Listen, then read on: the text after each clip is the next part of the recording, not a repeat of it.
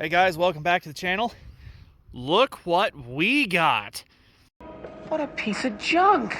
She'll make .5 past light speed. She may not look like much, but she's got it where it counts, kid. Isn't it just amazing? It's really exciting, and while it may not make the Kessel run, it will do what we want, I think. And that's really all that matters. So, Power Stroke Panthers joined us. Okay, so we got this on the Purple Wave auction, and this was one of several old Ford trucks. This is an L9000. We'll go over that in just a second here, and you'll hear it run and all that, so just calm down if that's what you were concerned about. But we got this on auction. There were several of these old Ford L-Series trucks for sale up at this Paulson outfit, and a couple of them were Screamin' Jimmys. One of them was an L10 Cummins. It was just a long frame chassis. It didn't come with anything on it, no fifth wheel plate, no none of that. One of the Detroits was a it was a dump truck. I almost said one of the Detroits was a Screamin' Jimmy. They're all Screamin' Jimmys. But one of them was a dump truck, the other one was a water truck. And we ended up with this one. This is a 365 Cummins, and you'll get to see it here in a minute, I promise. And I'm pretty sure the only reason we got we got it because it was in our price range, obviously. It didn't go for much. I'm not going to say what it went for just because I just don't want to. I have my reasons. But we got this because of this trailer. So this trailer, as you might be able to tell, because I guess Paulson does concrete and asphalt and stuff, this used to be a hot asphalt tank. I don't think they originally used this truck specifically for it. They may have, because there's evidence of asphalt on the tires, and they got those fenders on there to help keep it off the tires and stuff like that. But the tank here is shot. It's got a hole in it, as you might be able to tell there. I don't know how long it's had a hole in it. I don't know when the last time they used it was. I don't know any of that. What I do know is that this tank does not have landing gear, which, I mean, that's okay. We'll get it off, I promise. We're going to do that today since it's supposed to be nice. And it also holds like 8,700 gallons, and it's aluminum. So the thought was, because we didn't really want this one, we wanted the L10 truck because it, didn't come with all this extra stuff. But we ended up with this one, and that's okay. I'm actually glad we got this one. We're going to try and do some special things with this tank that we will talk about later.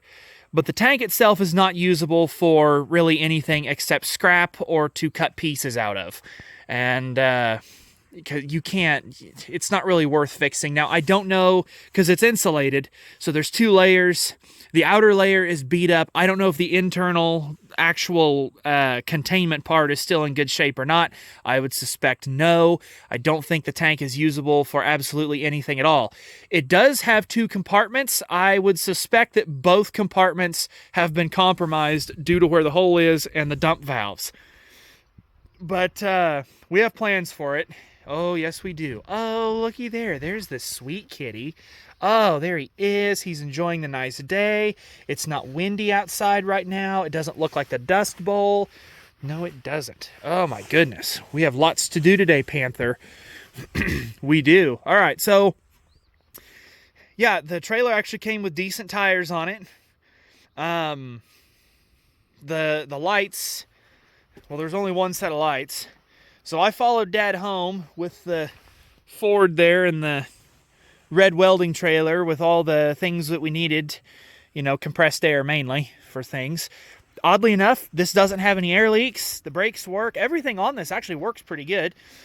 The trailer and the truck, I mean, obviously the tank itself doesn't work, but the wheels and stuff are fine. So interestingly, I'm pretty sure they must have used this truck with this trailer, actually. The guy that was there to show us where the truck was at the yard and help us get going and everything, I kind of inferred that this may or may not have been the truck that was used with this trailer, but I think it was, because he was like, well, we just put this together. We were just trying to get stuff cleaned up around here because we don't need all this old junk. He said there's a bunch of stuff.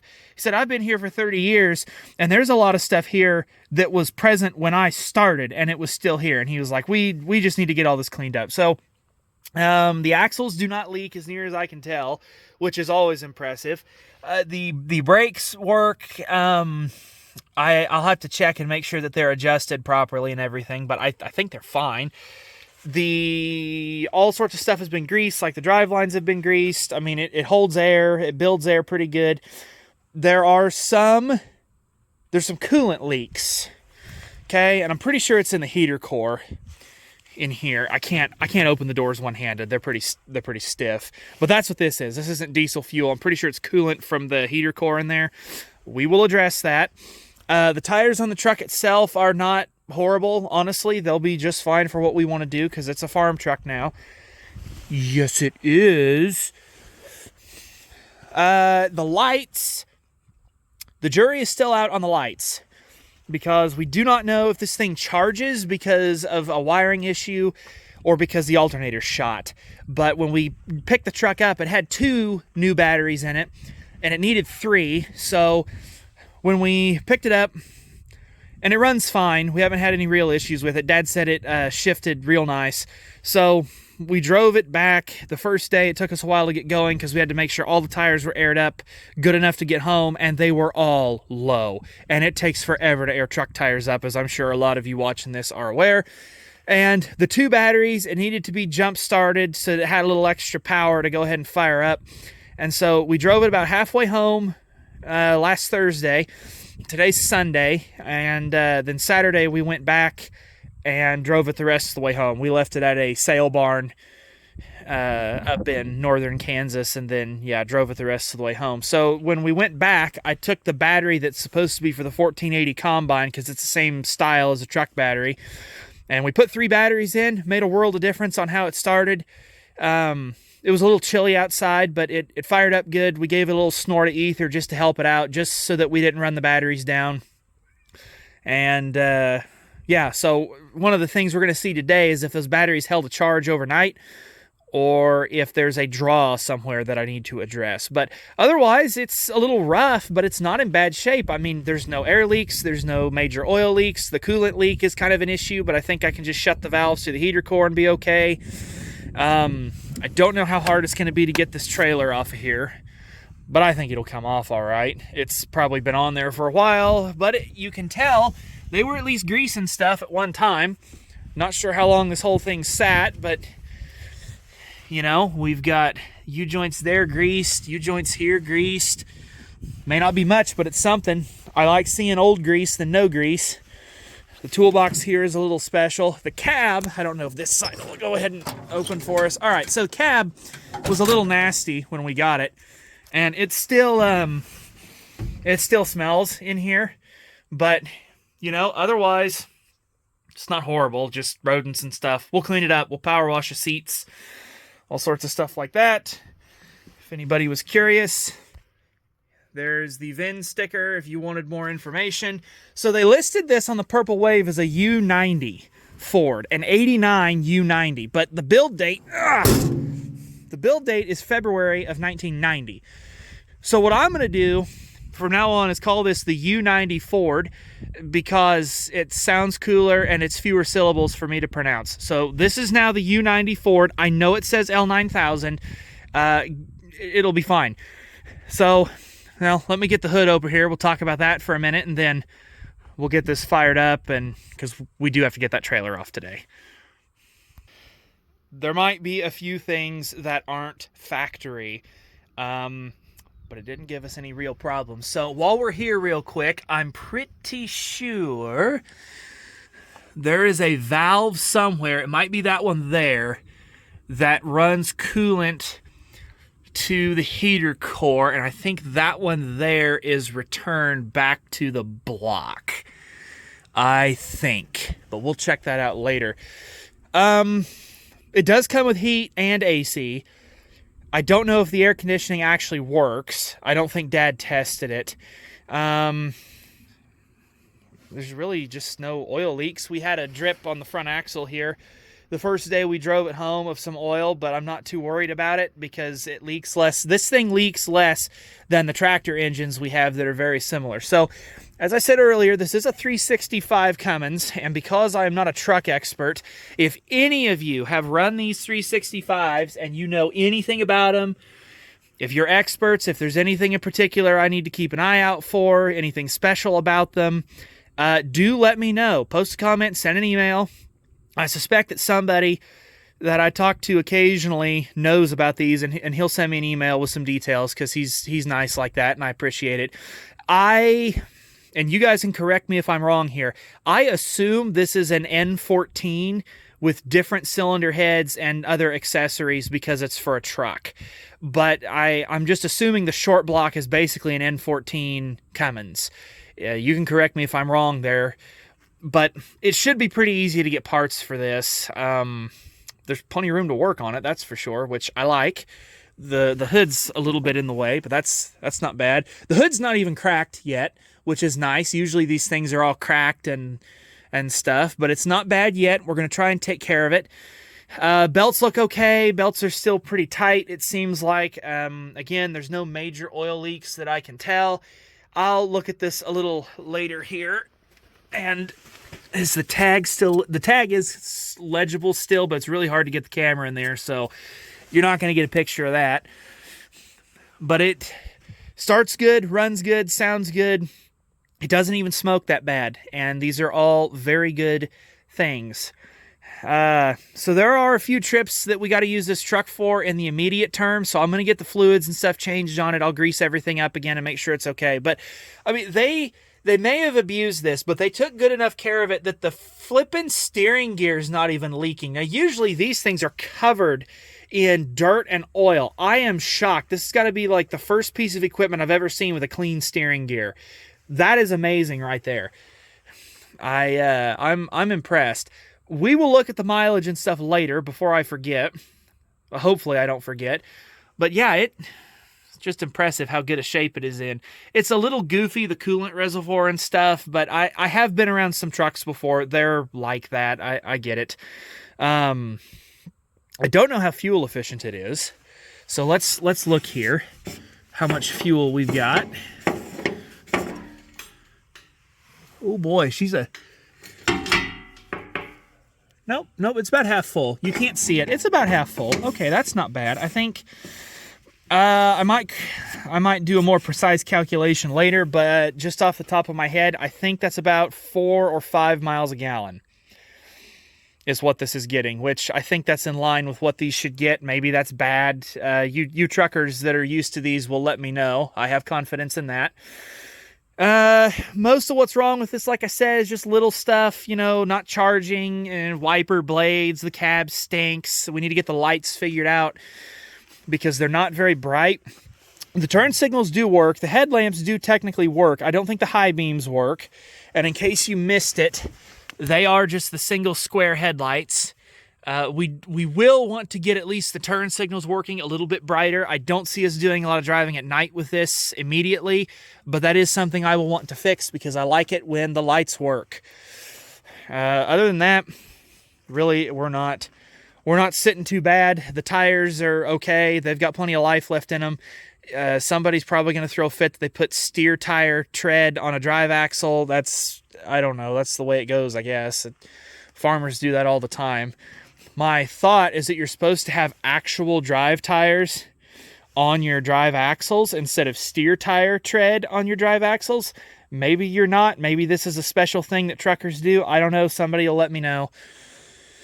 What else? What else should I mention right now? I think that's about it. We'll get all this stuff disconnected here. We'll see about getting this trailer off. And, well, most importantly, we'll see if it's going to start. I just got done checking all the batteries with the multimeter, and they all read 12.2, so I am assuming this thing should go ahead and fire up. So that means if it's not charging, at least it's not actively drawing battery power out overnight, which is good, because I hate parasitic draws. They are such a pain to deal with. So even though I'm pretty sure these batteries are fine, I am going to give it a snort of ether when we go to start it up. Now, somebody might throw a fit about that. These things are meant to have ether starting aid when it gets cold. And even though it's not horrible out here right now, anybody that has run these Cummins, these 14 liters, should know that if it gets below 50 degrees, these things don't want to start all the time, especially if your batteries might be a little questionable. it just helps to give them a little bit of aid. I mean, I'm not going to hose it, but a little bit of extra help to get it fired up never hurt anything, and that way we're not sitting here draining the damn batteries to zero because they take forever to charge.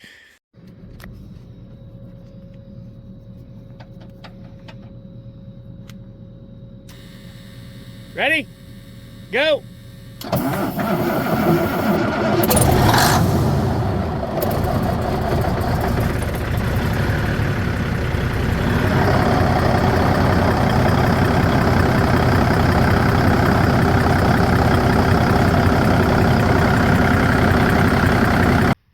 Got the trailer off without really much problem. I didn't film it because I didn't know how it was going to go and stuff like that. So we used our I-beams to prop it up just so it doesn't damage those valves or anything in case they're usable. And I don't think they are, but just in case.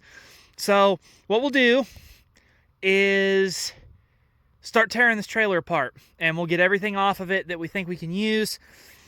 Mainly, these airlines really would be awesome to have, because then if the truck ever has a broken airline, because these are all steel braided here, I can just cut them, put new ends on, boom, new airline.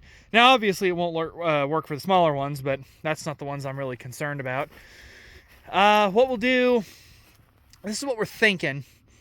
We're going to get this, sorry, we're going to get these axles off of here, and we're thinking we're going to use them and make a set of wheel dollies, which would be useful for some things. That's what we're thinking.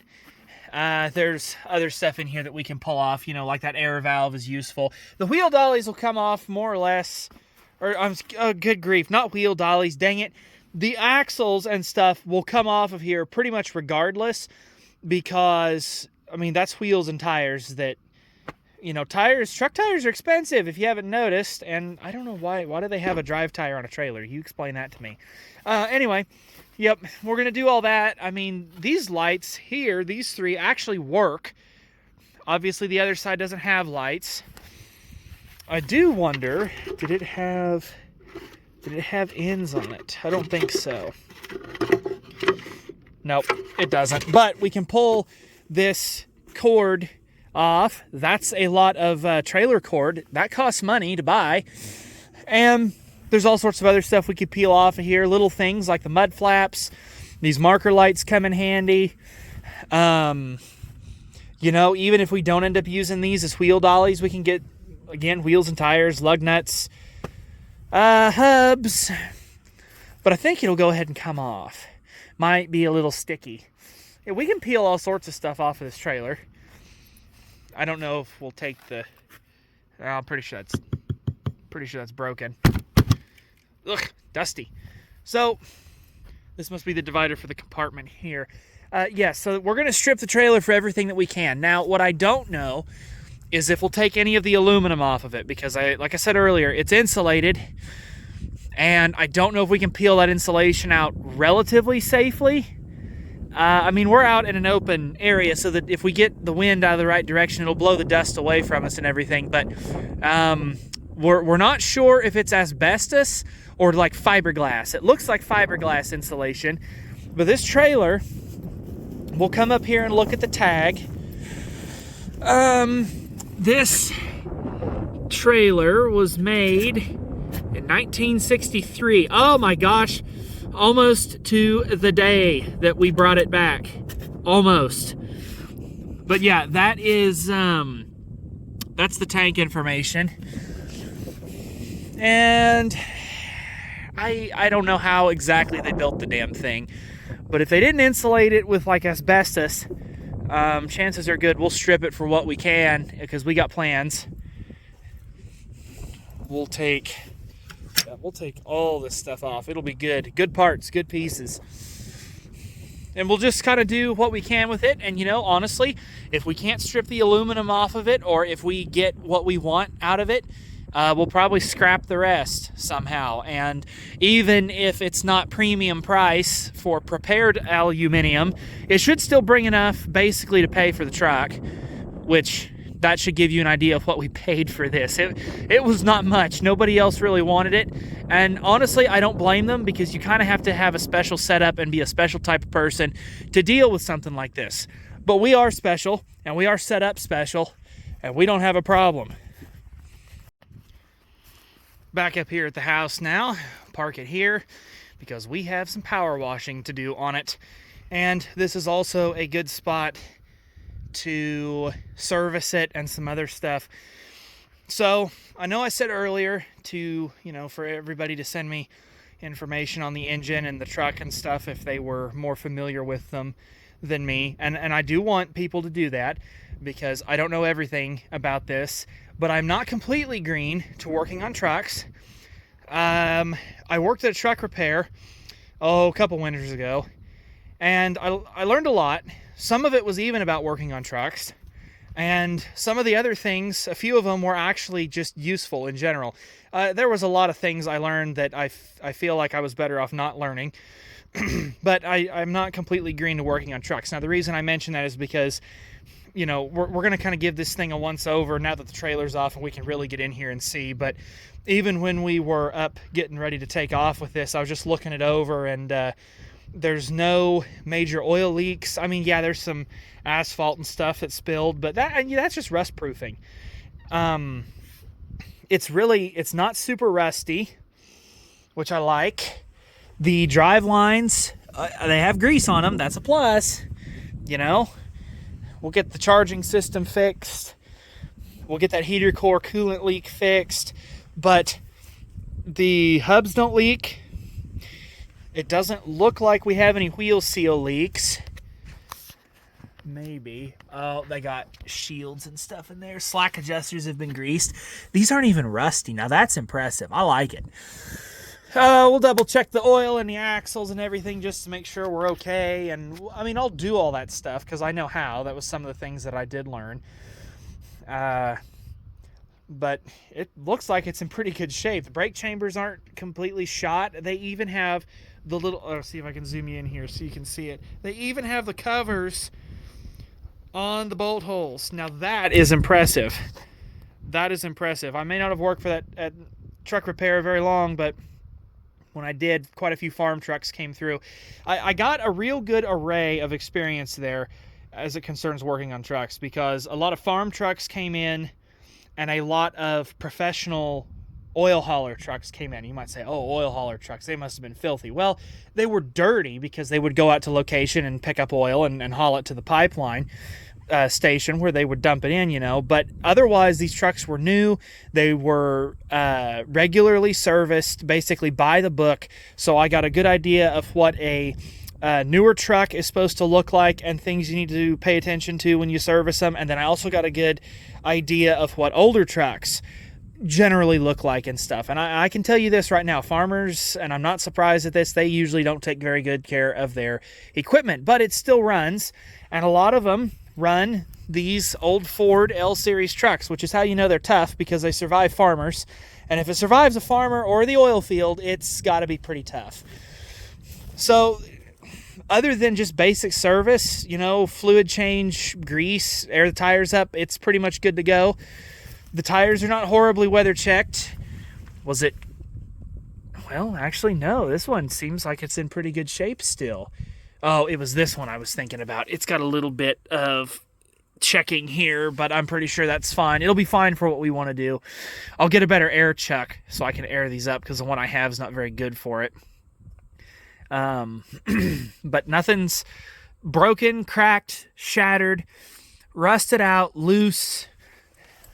The guy up there at Nebraska said they had to DOT them every year. So even if the servicemen didn't really want to service the damn things, they did. And some grease and oil is better than no grease and oil. And it, stuff couldn't leak like a sieve. So I imagine this in here is recent, but the motor really doesn't leak all that bad. And that's extremely impressive, because both the Versatiles run the N14, the 855 Cummins, and they leak. Not surprised, they're a little bit older than this one. And so the other thing we'll spray paint over this, and we'll put farm use only, not for hire, because you have to do that. And check some other things out. Might get real adventurous and check the kingpins one of these days. But Dad said it drove real good. It shifts good, and it has the 8-speed. It has the 8-speed in it. I'll go ahead and show you because I'm probably not going to describe it right, and somebody's going to be mad. See the driver's door. Oh yeah, we got to clean the cab real bad. Clean the seats. Get them to work. Take my sunglasses off. There you go. That's what this has. And that is as much for my reference as yours. And Dad said it shifts really, really nice. And that's very good because I was concerned. I was concerned about a loose clutch. I was concerned about it not wanting to shift very well. We were worried the splitter wouldn't work. Because I was like, oh man, I'm going to have to put a clutch in this. I'm going to have to put a splitter in it or something like that, or fix that. I'm going to have a bunch of air leaks. But no, it's in pretty good shape. We'll try and keep it that way. We'll just kind of fix up other little problems we see as time goes on. But for right now, we just need to get it a little bit roadworthy. We have a trailer to go get, which is involved with the shop clean out expansion project. That's other videos you don't have to go watch if you don't want to. Put an alternator on it. Yeah, I'm very impressed with it. It was a very, very lucky, very fortunate acquisition. Works really well. We'll just kind of keep little things going on it as needed and keep it in good shape. But this truck is not going to see a lot of action. If we put 5,000 miles a year on this thing, I'll be flat freaking impressed. I mean, we don't need it for a lot. We really don't. But we tried looking at F450s and 550s. You know, that size, couldn't find them. And when you did, they were too expensive, worn out. And when we started looking for trucks, initially we looked for single axle semis. And initially we found a couple we thought would work, but they were just not in good enough shape. And then the prices changed and the available options changed. And so then we started talking, well, you know, maybe we ought to look at a tandem for some of the things we're looking at hauling. We need that extra suspension, right? And extra power. So luckily we came across this one because other tandems, you know, they're going high, especially those old Kenworths and those old Peterbilts. Guys want them because they don't have emissions on them, and I understand why, and they're just cheaper to operate, and they're a little more reliable, a little simpler. So, yep. I think that about covers it. I was all over the place with this video. I'm just trying to cover everything. I got a lot of stuff to do today while it's nice because the wind's supposed to blow really hard tomorrow.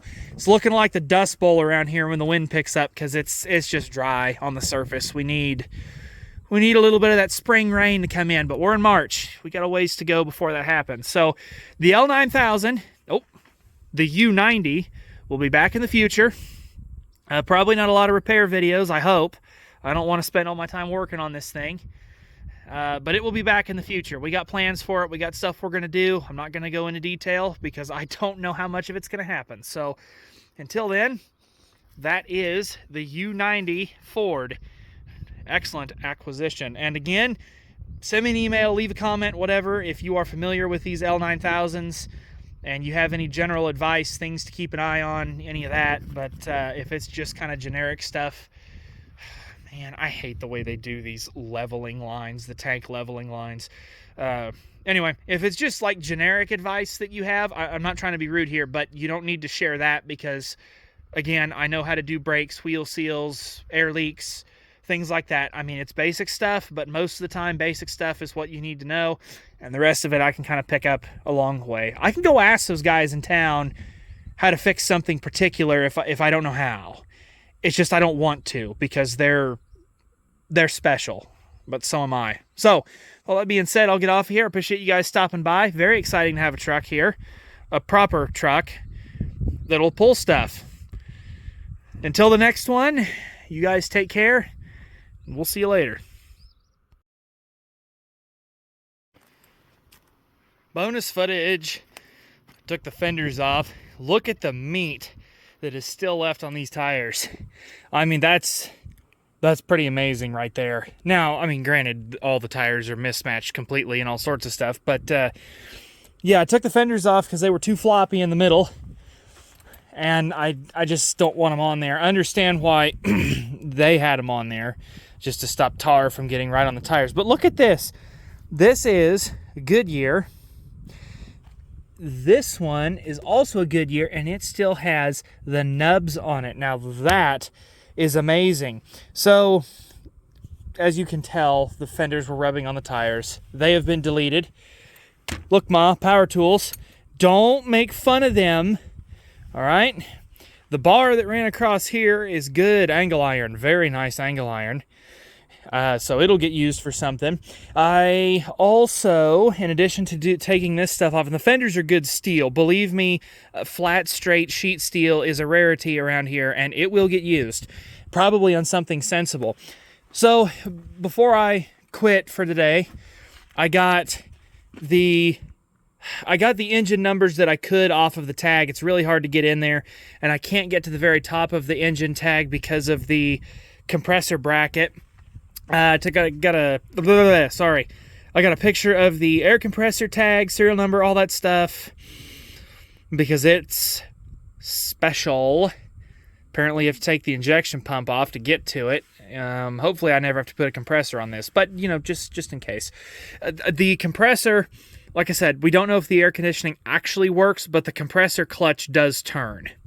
And I do mean the actual clutch, like this part right here does turn without problem. This belt's tight. These 3 belts are tight. That's good. Power steering level is, we probably should have checked that before we took off, but I didn't bring any ATF with me, so, you know, but the power steering fluid looks good. Level's fine. I had the filter numbers. There's only 1 fuel filter, which is strange. I thought there would have been 2, but there's only 1 right down there. So we'll get a new filter and put on that. I'm gonna take this off because it's in the way of grabbing the handle here, which I would like to do. We'll need to replace that lens. I think I have one. Everything looks okay over here. I've got air filter element numbers that I can cross. I've shut that valve, which should run to the heater core in theory.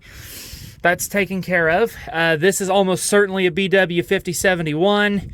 Baldwin coolant filter, so I don't have to worry about that. And as you might notice, the alternator's not hooked up because it's special. It's hard to turn. I don't know exactly what they did, but also the pulley spins on there where it probably shouldn't, and that's bad. So I don't know if they deleted that or if it deleted itself and they left it alone, but it's probably just going to get a new alternator. Got an oil filter number. Doesn't look like it's been changed in a little bit, but that's all right. We'll get into good new oil filter on there. Not 100% what this stuff is. I have a feeling it is coolant of some variety or other. Could be oil. Nice weatherhead fittings on there, though. I don't think it's supposed to be zip tied to the shock. That's just my guess. That is just my guess. I don't know that for a fact. And some other things. I mean, all right, so the steer tire here is a little bit wonky. I'm not too terribly worried about it.